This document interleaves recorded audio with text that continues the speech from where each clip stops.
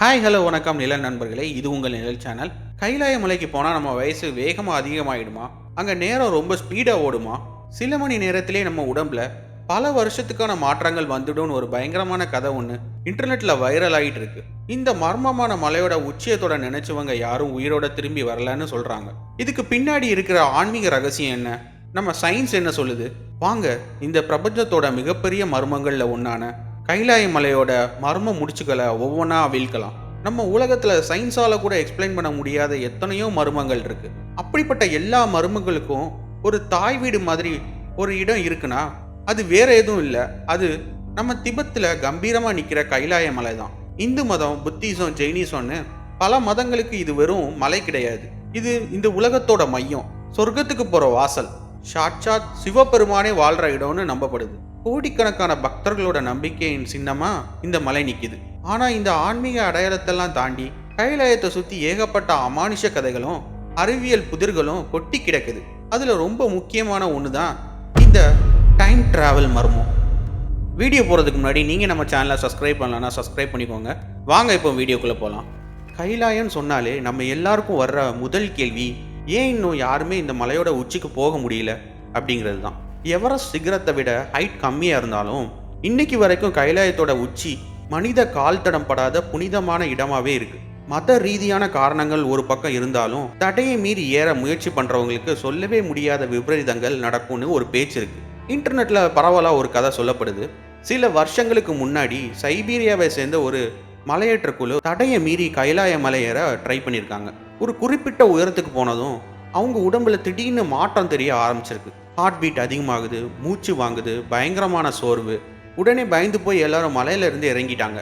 ஆனா கீழே வந்ததுக்கு அப்புறம் தான் அந்த பெரிய ஷாக்கே அவங்களுக்கு காத்திருந்தது. மலையில அவங்க செலவிட்டது சில மணி நேரம் தான், ஆனா அவங்க உடம்பு பல வருஷங்கள் வயதான மாதிரி மாறிடுச்சு. அவங்க நகமும் முடியும் ரொம்ப வேகமா வளர்ந்துருந்தது. இன்னும் அதிர்ச்சிகரமான விஷயம் என்னன்னா, அந்த ட்ரிப்புக்கு அப்புறம் அடுத்த ஒரே வாரத்துல அந்த குழுவில் இருந்த எல்லாரும் வயது முதிர்ச்சி காரணமாக மர்ம முறையில் இறந்து போனாங்கன்னு ஒரு கதை பரவலாக பேசப்படுது. இந்த கதைக்கு எந்த ஒரு அஃபிஷியல் ஆதாரமோ மலையேற்ற பதிவுகளோ கிடையாது. இது பெரும்பாலும் ஒரு இன்டர்நெட்டில் சொல்லப்படுற ஒரு கதையாக தான் பார்க்கப்படுது. ஆனாலும் இந்த கதை கைலாயத்தை சுற்றி உள்ள ட்ரெயின் டிராவல் பற்றிய நம்பிக்கையை இன்னும் அதிகமாக்கிடுச்சு. கைலாய யாத்திரை போனவங்க பலர் அந்த பகுதியில் இருக்கும்போது தங்களோட நகமும் முடியும் கொஞ்சம் வேகமாக வளர்கிற மாதிரி ஒரு ஃபீலிங் ஏற்படுறதா சொல்கிறாங்க. அங்கே 12 மணி நேரம் இருந்தால் அது 2 வாரம் இருந்தது மாதிரி ஒரு பிரம்மையை ஏற்படுத்துறதாகவும் சிலர் சொல்றாங்க. இதெல்லாம் உண்மையா இல்ல பக்தியோட வெளிப்பாடா? இந்த கால மர்மங்களுக்கு பின்னாடி இருக்கிறது சிவபெருமானோட சக்தி தான ஆன்மீகவாதிகள் ரொம்ப ஆழமா நம்புறாங்க. இந்து மதத்தை பொறுத்த வரைக்கும் சிவன் தான் காலத்தோட கடவுள். அவரை மகாகாலன், கால பைரவர்னு சொல்லுவாங்க. நேரத்தை உருவாக்குறதும் கண்ட்ரோல் பண்றதும் அதை தாண்டி நிற்கிறதும் அவர் தான். அதனால அவர் வாழ்ற வீடான கைலாயத்துல நம்ம உலகத்தோட ரூல்ஸ், குறிப்பா நேரத்தோட விதி வேலை செய்யாது நம்பப்படுது. பழைய நூல்களில் கைலாயத்தை ஆக்சிஸ் முண்டி, அதாவது உலகின் அச்சாணின்னு சொல்லியிருக்காங்க. இது பூலோகத்தையும் தேவலோகத்தையும் கனெக்ட் பண்ற ஒரு பவர்ஃபுல்லான இடம். இந்த இடத்துல தெய்வீக ஆற்றல் ரொம்ப அதிகமாக இருக்கிறதுனால அங்க இயற்பியல் விதிகளின் மாற்றம் இருக்கலாம்னு சொல்லப்படுது. நேரம் மெதுவாக போறதோ வேகமாக போறதோ சிவனோட லீலைகள்ல ஒன்றுன்னு பக்தர்கள் நினைக்கிறாங்க. அது மட்டும் இல்லை, இந்த மலைக்கு அடியில சம்பலான்னு ஒரு ரகசிய உலகம் இருக்கிறதா பௌத்தர்கள் நம்புறாங்க. அந்த உலகத்துக்குள்ள யாரும் நுழைஞ்சிடக்கூடாதுன்னு தடுக்கிறதுக்கு தான் இந்த மாதிரி அமானுஷ சக்திகள் வேலை செய்யுதுன்னு ஒரு நம்பிக்கை இருக்கு. சரி, ஆன்மீகம் இப்படி சொல்லுது, ஆனால் நம்ம சயின்ஸ் இந்த கால மாற்றம் பற்றி என்ன சொல்லுது? முதல்ல டைம் டைலேஷன் பற்றி தெரிஞ்சுக்கலாம். ஐன்ஸ்டீனோட ரிலேட்டிவ் தியரி படி ஒரு பொருள் ரொம்ப வேகமாக ட்ராவல் பண்ணும்போது இல்லைன்னா ரொம்ப அதிகமான கிராவிட்டிக்கு பக்கத்தில் இருக்கும்போது அந்த பொருளுக்கு நேரம் மெதுவாக நகரும். உதாரணத்துக்கு ஒரு பிளாக் ஹோல் பக்கத்தில் நேரம் ரொம்ப ஸ்லோவாக போகும். ஆனால் கைலாயத்தில் நேரம் வேகமாக போகுதுன்னு சொல்கிறது இந்த தியரிக்கு அப்படியே ஆப்போசிட்டாக இருக்குது. அது மட்டும் இல்லை, கைலாய மலையோட ஈர்ப்பு விசையோ இல்லை அதோட சுற்று வேகமோ நேரத்தை மாற்றுற அளவுக்கு சக்தி வாய்ந்தது கிடையாது. மலையோட உச்சியில் கிராவிட்டி கொஞ்சம் கம்மியாக இருக்கும். அதனால் தியரி படி நேரம் ரொம்ப ரொம்ப சின்ன அளவில், அதாவது மைக்ரோ வினாடிகள் அளவில் வேகமாகலாம். ஆனால் அந்த மாற்றத்தை மனுஷங்களால் உணரவே முடியாது. சில நாளில் பல வருஷம் வயசாகும் அளவுக்கு நேரத்தை மாற்றுற சக்தி கைலாயத்துக்கு இல்லைங்கிறது தான் சயின்ஸ் சொல்கிற உண்மை. அப்போ முடி நகம் வேகமாக வளர்கிற மாதிரி இருக்கிற அனுபவங்கள் அதுக்கு என்ன காரணம்? ரொம்ப உயரமான இடங்களில் காற்றோட அழுத்தம் கம்மியாக இருக்கும், ஆக்சிஜன் அளவு குறைவாக இருக்கும். இதனால் உடம்புல ஹைப்போக்சியா நிலை ஏற்படலாம். இந்த நிலை உடம்போட மெட்டபாலிசத்தை தூண்டி சில சமயம் செல் பிரிதலை வேகப்படுத்தலாம்.